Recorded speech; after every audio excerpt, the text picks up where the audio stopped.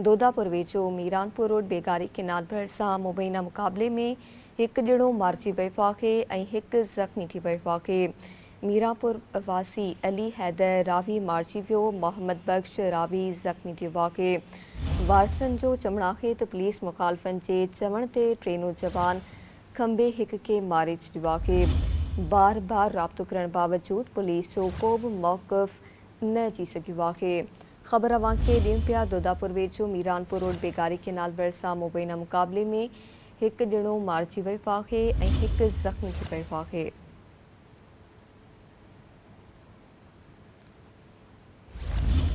मीरानपुर वासी अली हैदर रावी मारिजी वियो, मोहम्मद बख्श रावी ज़ख़्मी थी वियो आहे। वारसनि जो चवणु आहे त मुख़ालिफ़नि जे चवण ते टे नौजवान खंबे हिक खे मारे छॾियो आहे।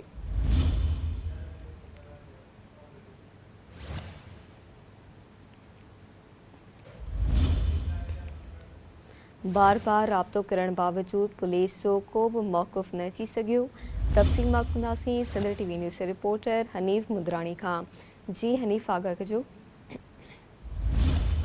जी बिल्कुल तव्हांखे ॿुधाईंदो हलां त दोदापुर वेझो मीरापुर रोड बेगारी कैनाल भरिसां फायरिंग जो वाक़ियो पेश आयो आहे ऐं फायरिंग जे वाक़े में जेको आहे हिकु ॼणो मारिजी वियो आहे ऐं हिकु ज़ख़्मी थी पियो आहे ऐं उन फायरिंग जे वाक़े में मारिजी वियो जी सुञाणप मीरापुर वासी ॻोठाणो आहे अली हैदर रवाही जे नाले सां थियो आहे, जॾहिं त असांजो ॿियो सौट जेको आहे त मोहम्मद बख्श रवाही उहो ज़ख़्मी थी पियो आहे ऐं जेको फोती हुयो उन जो लाश त पुलिस जेको आहे त खणाए करे सिविल अस्पताल जेकाबाद नियो वियो, जॾहिं त ज़ख़्मी जेको नौजवान हुयो उहो त वाक़े वारे हंधि फैलियो हुयो, जंहिंखां पोइ वारस उते पहुता ऐं वारस जेको आहे त पंहिंजे ज़ख़्मी खे खणी करे उन्हनि नाज़ुक हालत में लाड़काने खणाए विया।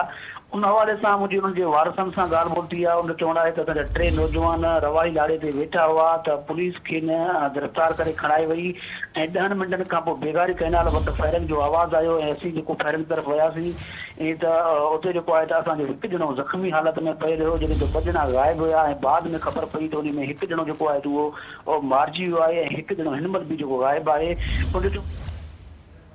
ठीकु आहे, महिरबानी अव्हांजी हनीफ़ आगाह करण लाइ।